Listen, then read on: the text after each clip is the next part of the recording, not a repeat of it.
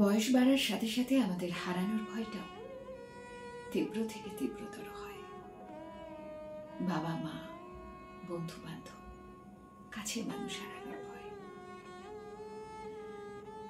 বড় হলে আশেপাশের বৃত্তটা একটু একটু করে ছোট হতে থাকে, তত আমরা আরো বেশি সাবধান হই, আড়ষ্ট হয়ে থাকি, আঁকড়ে ধরে রাখি।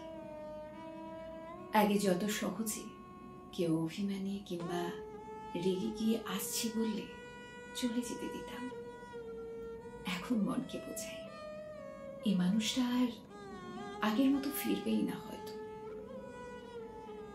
সেদিন বাসে আমার উল্টো দিকের সিটে বসা একটা মেয়ে ফোনের ওপারে কাউকে অনেক কিছু কনভিন্স করার চেষ্টা করছিল। খুব ক্ষীণ আর ভাঙা ভাঙা শব্দগুলো জুড়ে বুঝলাম সে বলছে, প্লিজ একবার বোঝার চেষ্টা কর, আমি ছেড়ে থাকতে পারবো না।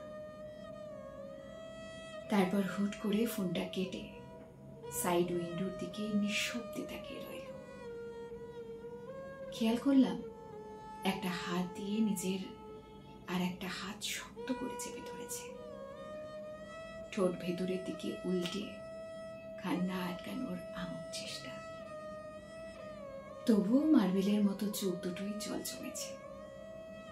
জানালার বাইরে একে একে সে পার করছে হলদে ট্যাক্সি, নিয়ন আলোয় মোড়ানো রাস্তাটা, ফ্ল্যাট বাড়ির বিজ্ঞাপনের হোর্ডিং, ফোনের ওপারের মানুষটাকে।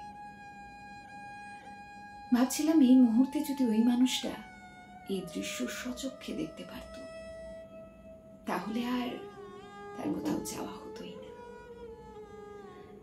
আমরা বারবার ভুল সময়ে কারোর কাছে আসি, কাউকে নিজের সর্বস্ব উজাড় করে দিই, বসত করি মনে প্রাণে। তারপর ঠিক যেই মুহূর্তে তাকে সবচেয়ে বেশি আগলে রাখার প্রয়োজন হয়, সেই সময়তেই দ্বিধাহীনভাবে ছেড়ে চলে আসি।